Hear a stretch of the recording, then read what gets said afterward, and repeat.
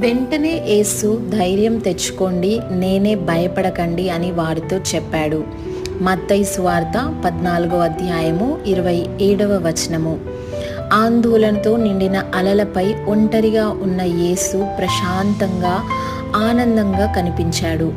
మరోవైపు అనుభవం ఉన్నప్పటికీ 12 మంది శిష్యులు కలిసి పడవలో భయంతో కేకలు వేస్తున్నారు. ఈ సంఘటనలో దైవిక నిమ్మలం, మానవ బలహీనత మధ్య ఆశ్చర్యకరమైన వ్యత్యాసం కనిపిస్తుంది. మార్కు గోచరిస్తూ ఆయన నడిచి వచ్చి వారిని దాటి వెళ్ళిపోవాలని ఉండెను అని చెబుతున్నాడు. మార్కు సువార్త 6వ అధ్యాయము 48వ వచనము.